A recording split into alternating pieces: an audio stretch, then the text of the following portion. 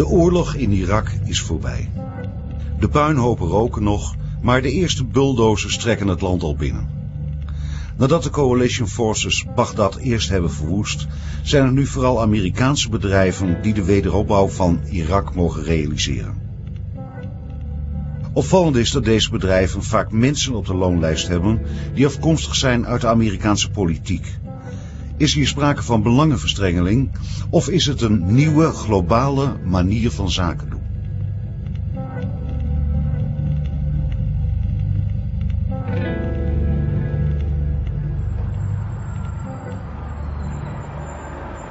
Een van de bedrijven die op deze manier opereert is de Carlyle Group.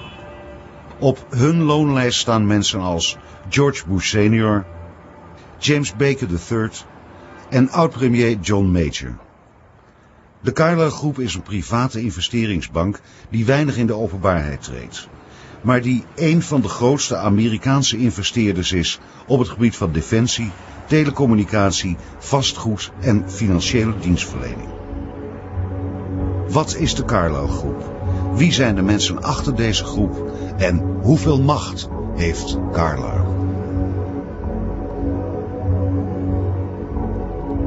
Carlyle is a massive private equity firm, and what a private equity firm does is essentially raise money from wealthy individuals and companies and funds, and then turns and invests that money in a slightly higher risk form of investing than, say, the stock market or the bond market. What they do is they buy the stock directly from the company. They take ownership shares and often controlling shares, but they do not buy it on the public market.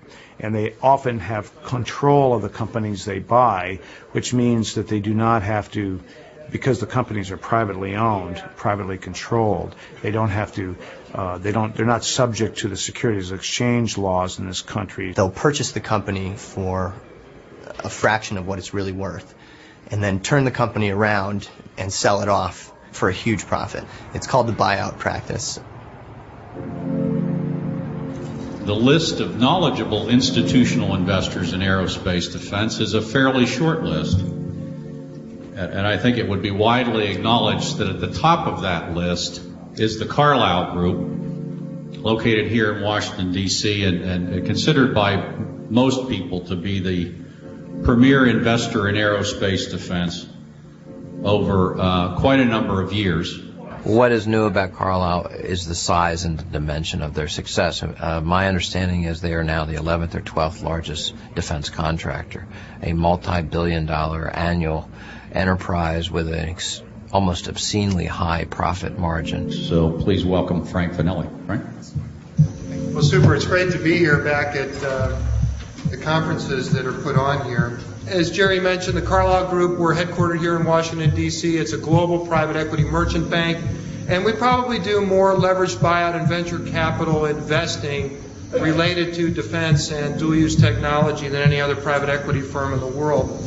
The defense industry valuation will grow primarily from two factors. One is that either the size of the defense pie gets bigger, as it has been over several years, or the slice of the pie related to that particular part of the defense industry gets bigger. The Carlyle Group plays in industries and in an area that are heavily influenced by politics.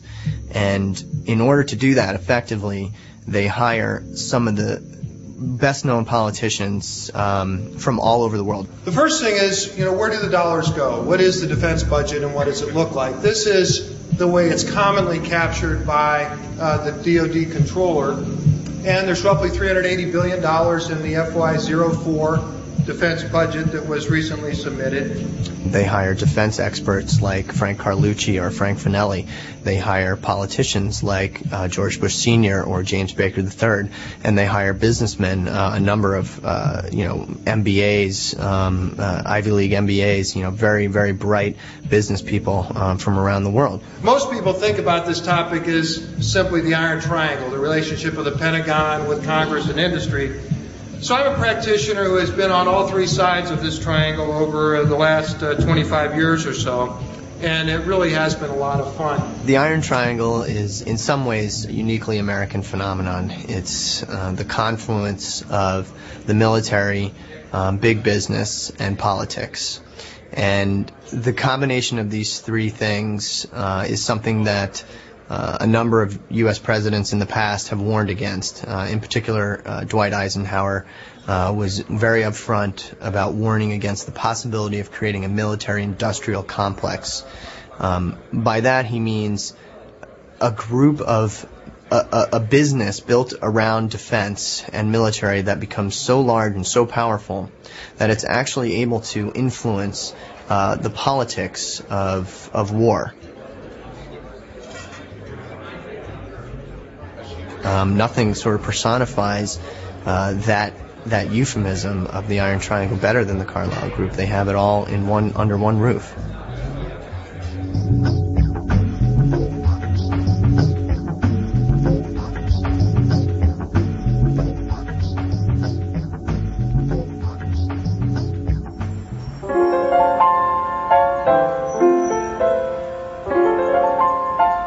Carlyle was founded basically on a fluke. A couple of guys, this guy Steve Norris, who was a Marriott executive, got together with David Rubenstein, who was a former Carter aide. The two of them met frequently at a hotel in New York called the Carlyle Hotel. It's up on the Upper East Side.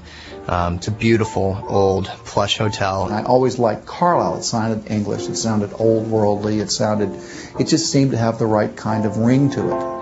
So it was essentially, this sort of fabricated legacy, sounding like they had a history of success and big money, old money.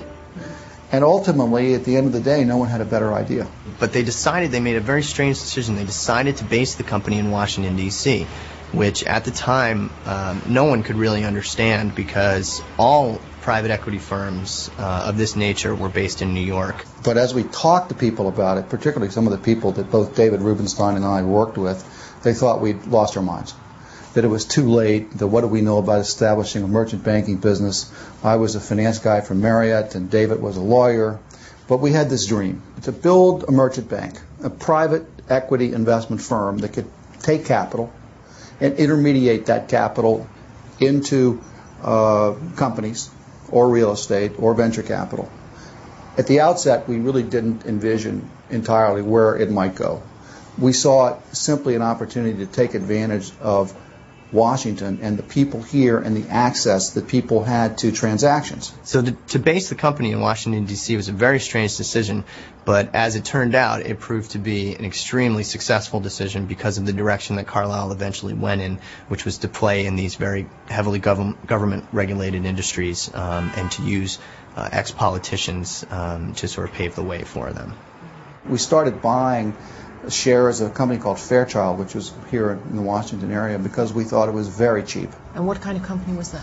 It's defense business. They had a satellite business, which we thought was very attractive and undervalued. And we invested in Fairchild. At one point, we had, I think, almost 25% of the company. Mm-hmm. And it was ultimately sold, and we made an enormous amount of money. And we began to see the opportunities in that area, and which was one of the reasons why, at the end of the Reagan administration, we were very interested in Frank Carlucci.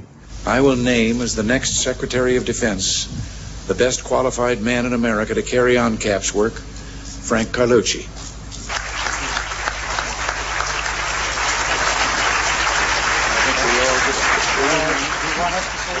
When Frank Carlucci came on board, he was coming straight from the Pentagon as Secretary of Defense. He had just, Reagan's term had just finished and Carlucci retired. He came on board and really took them in a completely new direction into defense. This was a time, bear in mind, where defense properties were worth almost nothing because the Cold War had just ended, and this huge military buildup that had taken place during the 80s had suddenly evaporated, which marked a great opportunity, and no one knew that better than Frank Carlucci, who had been in the Pentagon watching this whole trend happen firsthand. So Carlucci came on board and was able to take Carlyle 180 degrees in another direction. Sure enough, 2 years later, the Gulf War hit. And everybody knows that wartime is boom time for the defense industry. So once the Gulf War hit, these properties skyrocketed again.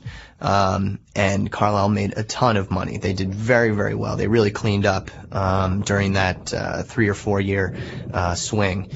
And after that, Carlyle said, hey, having these politicians on board is pretty great. I mean, they know things that nobody else knows. In fact, Frank Carlucci was setting up policies while he was in office as Secretary of Defense that he's now capitalizing on as chairman of Carlyle Group. It's a brilliant scheme if you think about it.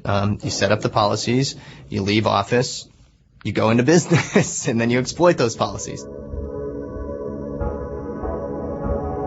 They picked up George Bush, James Baker. Richard Darman is over there, who was a former budget director in the White House. Arthur Levitt, the former SEC chairman. William Kennard, the former FCC chairman. In Europe, you have former Prime Minister of England, John Major. Karl Otto Pohl, from the head of the German Central Bank. Eberhard Kuhnheim, who is the chairman of the supervisory board of BMW. The Asia part, former Prime Minister of Thailand. Former president of the Philippines, Fidel Ramos. And at one point also the former Prime Minister of South Korea was on their board, a man named Mr. Park, who used to head up the largest steel company in South Korea. The list just goes on and on and on. So these guys carry a tremendous amount of influence, and they are able to predict trends in global markets, predict trends in political shifts.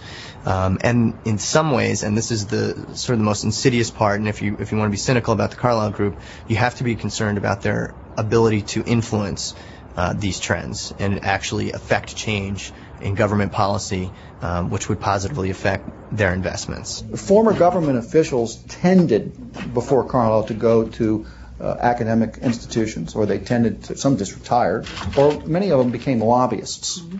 Well, for someone like Jim Baker, who really had been at the pinnacle of American power for over 10 years, he'd been Chief of Staff, he'd been Secretary of the Treasury, ultimately Secretary of State.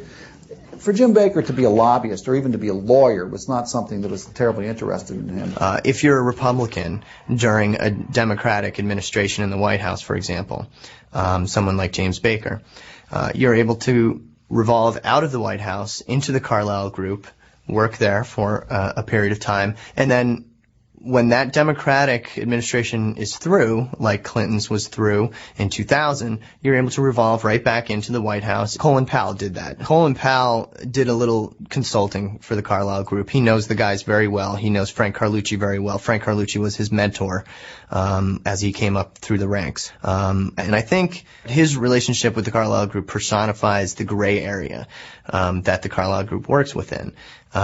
Some of these guys are never officially hired. Some of them are only put on retainer. Some of them are paid in very ambiguous ways, like through investments that they make through the Carlyle Group or the amount of money that they help raise, that kind of thing. So it's never really clear at any given time who exactly is working for the Carlyle Group. No one really knows unless they officially. Unless the Carlyle Group wants you to know. If the Carlyle Group wants you to know, then they put them up on the website and they put them in their brochures and that kind of thing. But if you look on the Carlyle website today, you don't see George Bush Sr.'s name anywhere, although he is working for the Carlyle Group. George Bush Sr. is a fundraiser. He is the kind of guy who can go into Kuwait or Saudi Arabia, where they love him, pack the house, and get these guys to open up their wallets and give money to the Carlyle Group. That's his role.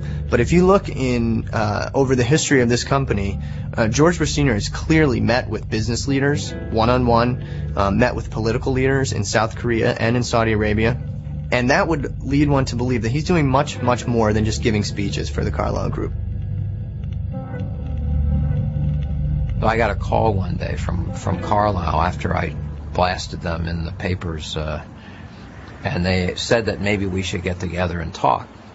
We had breakfast at the Mayflower Hotel. Everything was going just fine. We were eating our eggs and bacon and talking about the weather, and then somewhere in the middle to the late part of the meal, he said, "How come you're trashing former President Bush?" And he said, "He's a very, very good, decent man, and I think it's really unfair what you've been doing about former President Bush."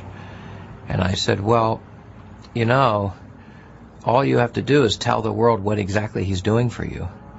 And I said, what is he doing for you? And what's his position there? How much money did he make last year? And he said, well, I can't tell you how much he made. Has no official position. And I said, yes, he does. He was the head of your business council in Asia.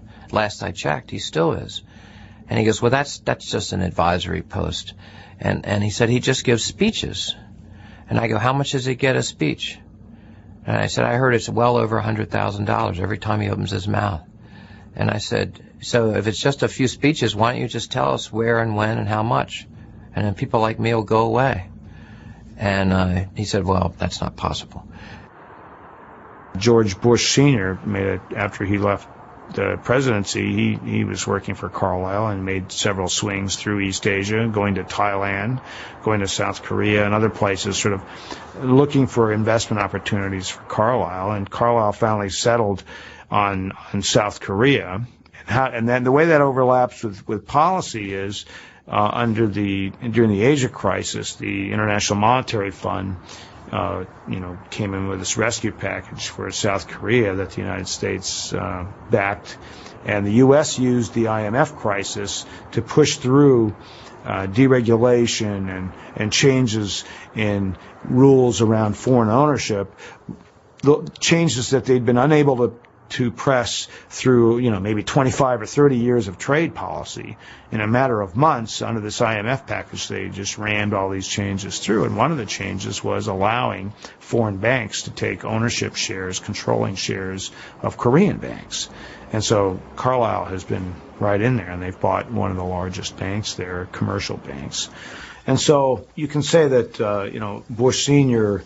didn't cut the deal, but when someone comes of that stature, that gives a kind of stamp of approval for people wondering who this investment group is. They say, well, it's backed by the former president of the United States, and it carries a lot of weight. I've said that it's the worst kind of conflict of interest, particularly when your son is the president of the United States. So while Junior is talking to heads of state about war and other weighty matters, Papa is talking to them or having conversations with them about Carlyle, and it's just, I find it disgusting.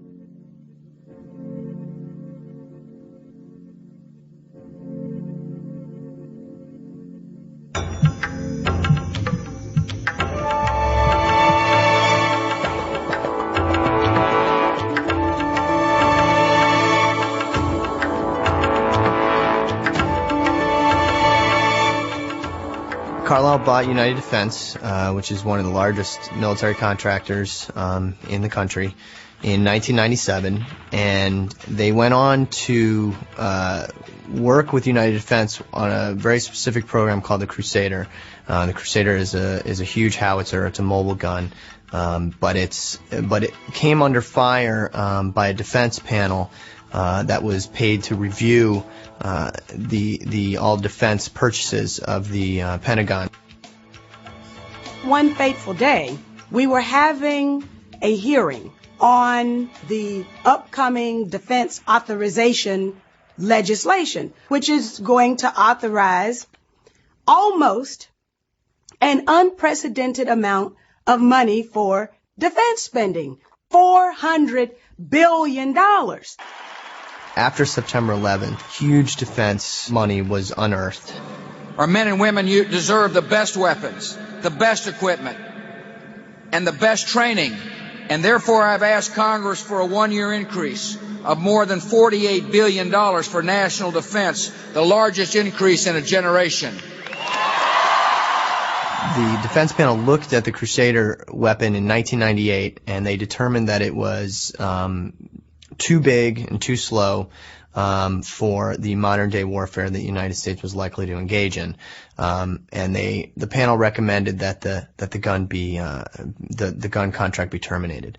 We need to be agile and mobile, and therefore we need to replace aging aircraft and get ready to be able to defend freedom with the best equipment possible. Members of the Pentagon had come and testified on Capitol Hill and said, no. We don't want the Crusader because it doesn't fit in with our priorities. But as a part of that $48.1 billion increase in the $400 billion defense request that came down from the president, inside there was money for the Crusader missile. So then I started doing my research, and I learned that the Crusader missile was manufactured by United Defense Industries, and that company was owned by the Carlyle Group, and that the president's father was on the payroll of the Carlyle Group. And I said to myself, now, in all of the ethics briefings that we've had in Congress, this is something that we're supposed to stay away from in our own personal conduct. So when the time came for us to vote, our committee to vote on the defense authorization bill, I voted no. And I also wrote a dissent, and prominently featured in my dissent is mention of the Carlyle Group and its relationship to the Crusader missile. And then that's when everything began to fall apart. What ended up happening was a wave of sentiment against the Crusader began to build on Capitol Hill and within the Department of Defense. And this was something that the Carlyle Group didn't foresee. And they began to wield their influence. They sent people around to key politicians, representatives, and senators, began lobbying very heavily, and was able to keep this gun program alive despite an overwhelming sentiment against it. They didn't realize that there would be this ensuing scrutiny of the request, and therefore, when a little bit of sunshine, which is a great disinfectant, was shed on this particular request, and the relationship between the current president and the former president and this particular weapon system, maybe at that point it was decided we'd better not deal with this, and so they didn't. Eventually the noise around that got so strong that there was really nothing left to do but to cancel this gun program. And Donald Rumsfeld did cancel the program in a very public ceremony, but not until the gun the gun had been kept alive long enough that the company, United Defense, was able to go public. It did very well, and the Carlyle Group made $237 million in that one day.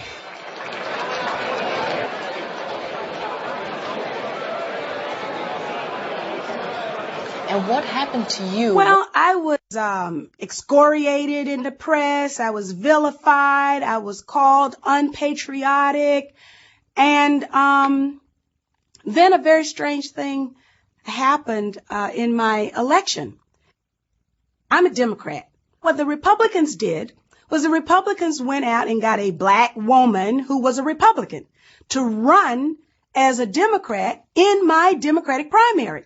And then 47,000 Republicans crossed over and voted in my Democratic primary. And of course, they had done their homework and their research, and they realized that generally on average, I would get about 48,000 votes on a primary. Generally on average, give or take 100 here, 100 there, but generally it's about 48,000. So what the Republicans did, and this was not just a mere accident. This, of course, was planned. And they made sure that at least 47,000, and we can name them. We have their names, addresses, telephone numbers, so we know 47,000 to match the number of Democrats that would generally turn out, voted in my election. And, of course, I couldn't, in the circumstances like that, come out on the with the longer stick when the election tally had ended. People should ask questions about Carlyle. The problem is, what member of Congress, Democrat or Republican, wants to go and criticize a grandfatherly former U.S. president whose son happens to be the sitting president.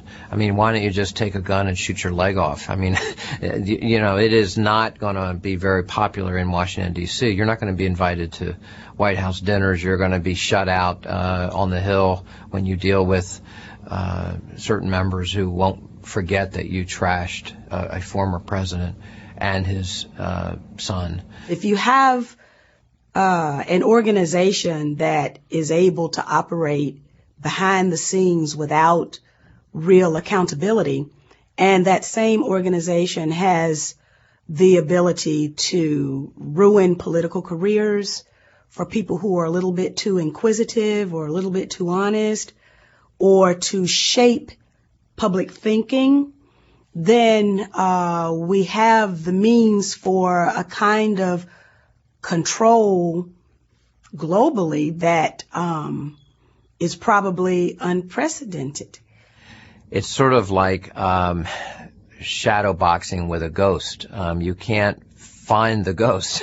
You can't read their reports because they're privately held, and there's no obvious litigation against them. No one in Congress has had a hearing about them. They're so powerful, no one wants to touch it because of the Father and the Son and the Holy Ghost. Just kidding. And so we have this problem here. This is a mysterious, immensely powerful company with virtually no scrutiny.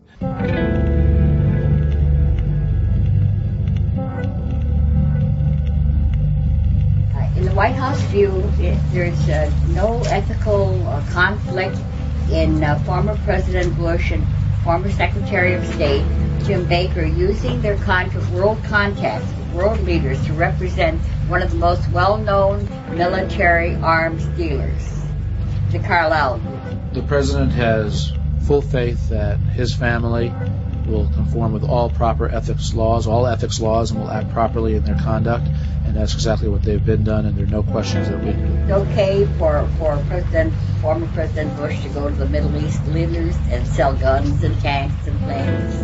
Again, the President has full confidence that all members of his family are acting in full accordance with all ethics laws.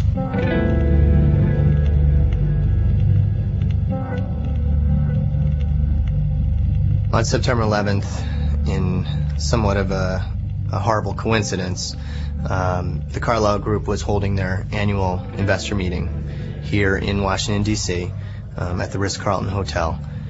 George Bush Sr. was at the meeting. The Carlyle Group said that he left the night before September 11th and was on his way to some location in the Midwest. And I talked to someone who was at the meeting, and they told me that the whole crew of Carlyle, including Frank Carlucci and James Baker and David Rubenstein, along with Shafiq bin Laden, who was a representative of the bin Laden family and their fortunes, were all in the same room together watching the events of September 11th take place.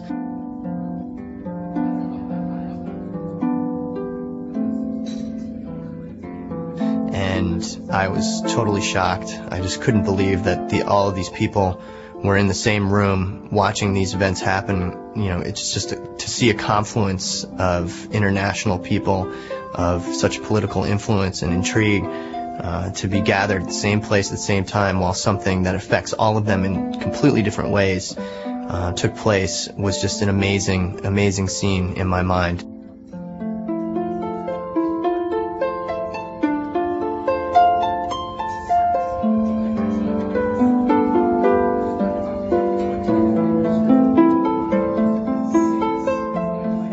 One of the more embarrassing things that happened was after September 11th, it emerged that the Bin Laden family construction company had some money in Carlyle. And after initially denying this, it ended up that George Herbert Walker Bush had met with members of the Bin Laden family in one of his trips to Saudi Arabia. The Bin Laden family had been introduced to Carlyle many years before President Bush ever became associated with Carlyle. And they were introduced in a quite legitimate way as a potential investor in one of our investment funds, which they did invest in. And in addition, we offered up and did perform certain financial advisory work in connection with an investment they were thinking about, and indeed one that they did make in the United States, where there was simply hard business analysis and advice rendered. I can tell you, Osama Bin Laden, in his wildest imagination, I suspect, never imagined that Osama would go and do what he did. So then you roll forward 3 or 4 years, and all of a sudden 9/11 has happened, and the first thing you know was, well, President Bush is associated with Carlyle, and Carlyle has some Bin Laden money. Well, what's going on here?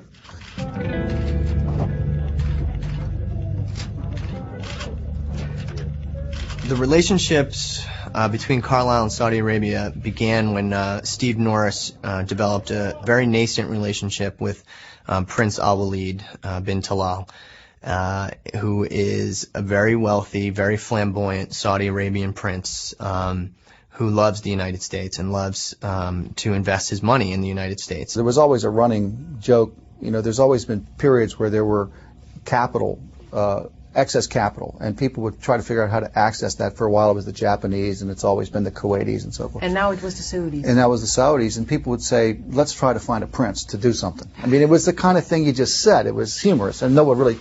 So I remember when I got a call from Dick Paulson saying, we have a prince we want you to talk to. I said, right, what else do you want me to do? What are you trying to do here?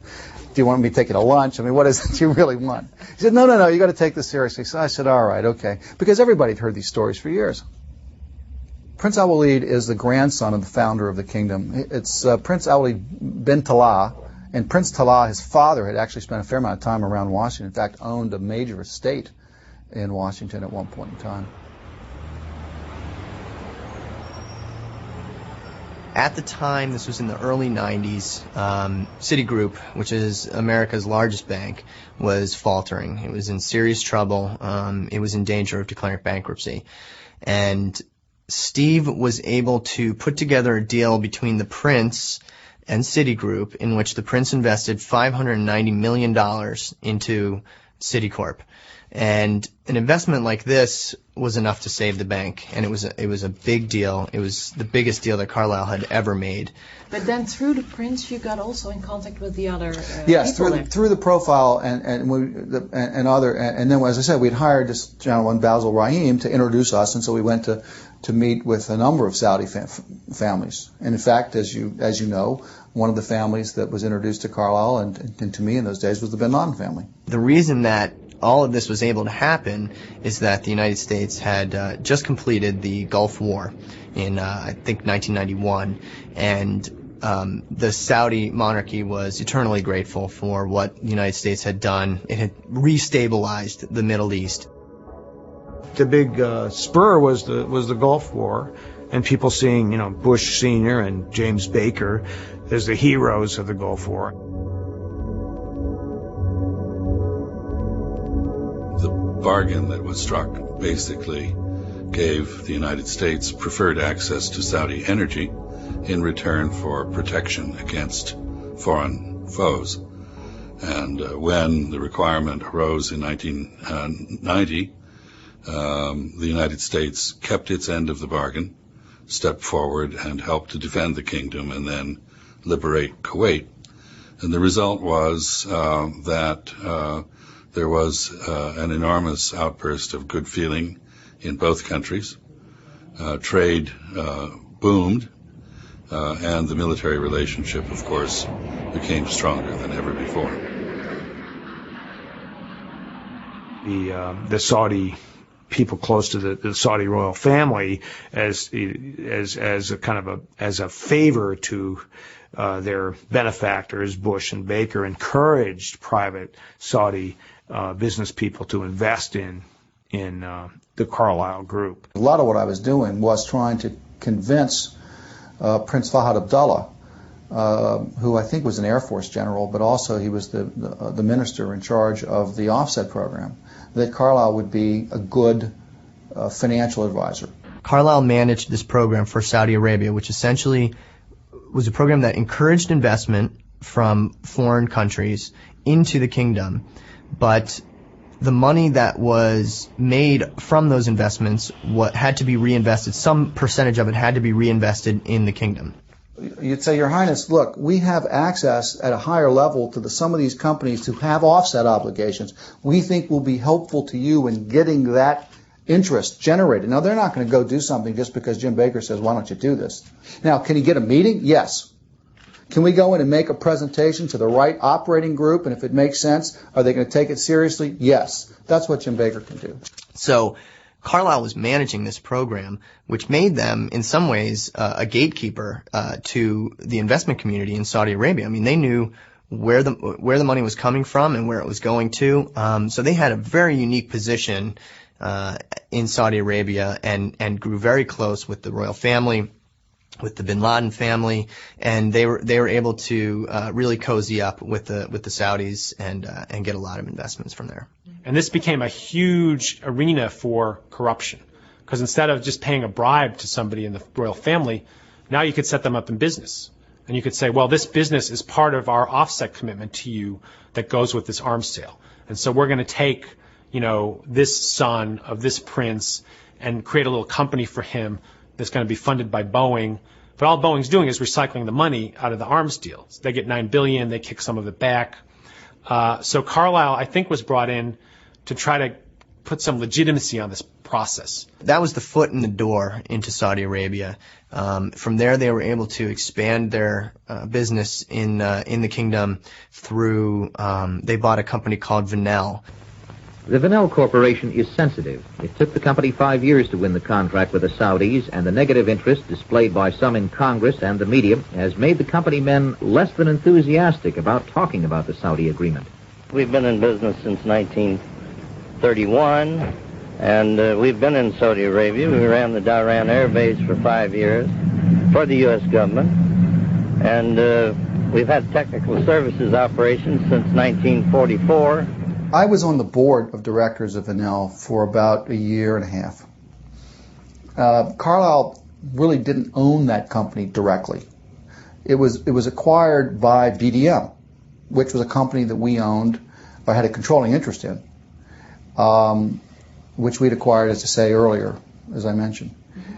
And Venel, from what I could see as a director, and I say I was a director of this company for a year and a half, was simply in the business of providing advice and training to the Saudi National Guard. These are Saudi Arabian recruits at the United States Naval Training Center in San Diego. Classes are conducted in English, but when the men drill, the commands are strictly in Arabic, and the marching style is British. The Saudi National Guard's main purpose is to defend the Saudi monarchy against internal threats. So this wasn't the case of a U.S. company helping them protect themselves from Iran or another country. It was if there is a challenge to Saudi rule from the Saudi people, this U.S. company is going to help the Saudi National Guard put down that rebellion.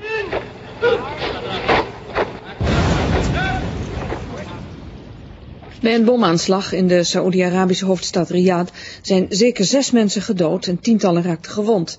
5 van de slachtoffers zijn Amerikanen. Doelwit van de aanslag was een gebouw dat door Amerikaanse militairen wordt gebruikt om de Saoedische Nationale Garde te trainen. As I recall, there were 4 deaths, and this was attributed to Saudis with connections to the Hezbollah movement backed by Iran. Initially, there was talk that Iran might have been behind it. But since that time, there's been discussion that it was fundamentalists linked to the network now known as Al-Qaeda. And when you see the kind of litany of Al-Qaeda operations, every time there's a new terrorist attack, this will generally be included. وكل من رضي بفعلهم وتابعهم في هذه الحرب الصليبية بالقتال معهم أو بتوفير القواعد والدعم الإداري أو بأي نوع من أنواع الدعم والمناصرة لهم ولو بالكلام لقتل المسلمين في العراق عليه أن يعلم أنه مرتد خارج عن الملة. It was a very strategic decision because the people behind that bombing were well aware that United States companies were directly intertwined with the protection and sustenance of the Saudi regime. It was an American presence. There's no question about that. It was an American presence in Saudi, and that's been part of the whole Bin Laden theme, is that you've got infidels on the Saudi soil, and I suspect that Vanel is an inviting target for those kinds of people. I've spoken to people in the Pentagon and the services who think it was a huge blunder to keep so many U.S. forces in Saudi Arabia after the first Gulf War. That was just a provocation, that was just giving Osama Bin Laden kind of a big billboard to use to recruit people, to say, see, the U.S. presence is not even hidden anymore. They don't even have the decency to pretend that they're not the power behind the throne in Saudi Arabia.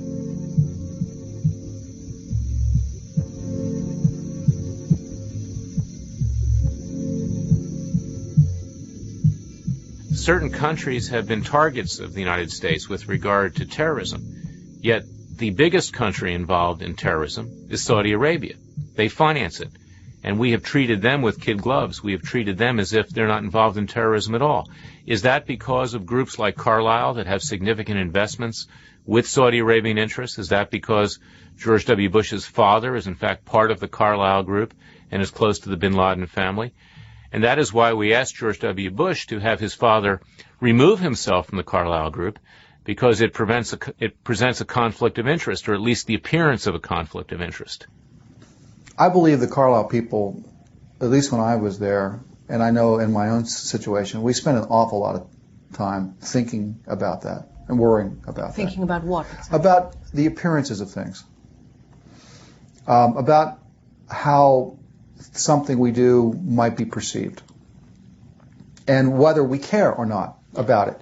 And honestly, we simply believe that we had something to offer to the Saudis and the Kuwaitis and to other people with whom we invested in, and that people quite legitimately had built up a portfolio of friends and acquaintances and business experience and knowledge of how to deal in high pressure situations, the tendencies of people, what they might do. We think that's a good thing.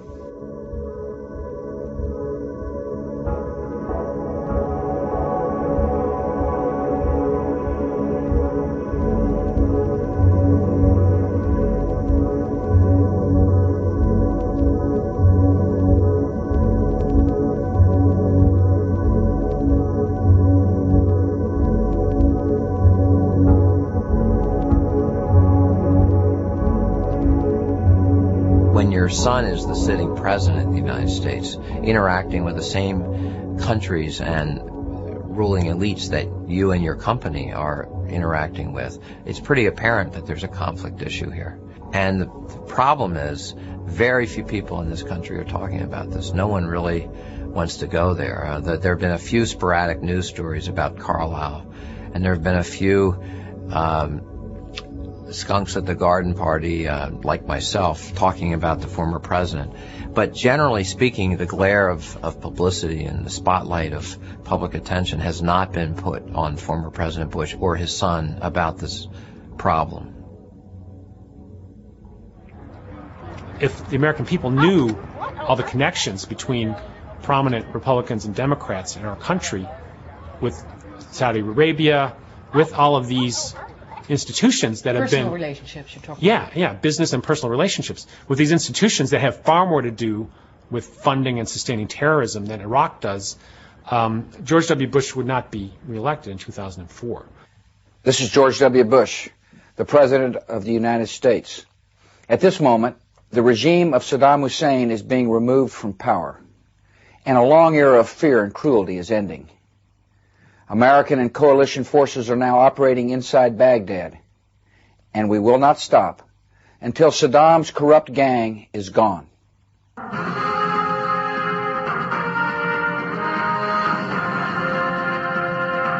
I think among the key strategists for the war on Iraq in the Bush administration, there's definitely a notion of seeing this as part of their plan to transform relationships in the Persian Gulf.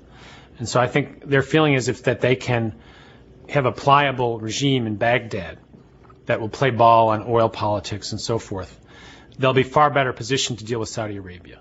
If they can remake Iraq into their image, under U.S. control, it'll be much more pliable regime than the Saudis, and they'll have much more freedom of operation in the Middle East. They won't have to depend so much on Saudi Arabia, and they'll have this client state in Iraq. In the new era that is coming to Iraq, your country will no longer be held captive to the will of a cruel dictator. You will be free to build a better life. If the U.S. actually takes over Iraq and does this whole rebuilding, they're going to have to rebuild their telecommunications systems. If you're a clever investor and you want to think for the long term, surely they would be thinking telecom. That's one area. The other area, of course, would be defense. United Defense has very extensive investments in Turkey and extensive joint ventures in Turkey and Saudi Arabia. If the U.S. installs a pro-U.S. government, that the defense contracts in Iraq are going to go to American companies as well. Big market, and it's a wealthy country. And what kind of business opportunity for Carlyle could there be in Iraq? Well, I think they're going to be investing in companies that provide infrastructure initially. Road building, bridge building, telecommunications building companies, establishing all kinds of things, selling refrigerators, setting up a cell phone system, selling handsets to the average Iraqi is going to want to have the same cell phone they have in Kuwait. So the big market. So it's going to be a big opportunity there. I think it'll be a big opportunity. Christine, I gather this has turned out to be one of the best weeks in years on Wall Street. Absolutely. Stocks roaring higher here. The Dow up 8 days in a row. That hasn't happened in more than 3 years. And the best week in more than 20 years. And now the Dow and the S&P are positive for the year, erasing all of those big losses from earlier this year. Oil prices tumbling, coalition forces securing those key oil facilities in southern Iraq. Lori, first an update. We've just received word from the Pentagon. The U.S. and Great Britain say they want the U.S. involved in a post-war Iraq. They also want a restarting of the Oil for Food program, and they want to make sure the U.S. is involved in humanitarian relief and deliveries to the Iraqi people. That's the very latest. Live from Washington, I'm Brian Andrews, 7 News. Okay. Okay. Yeah.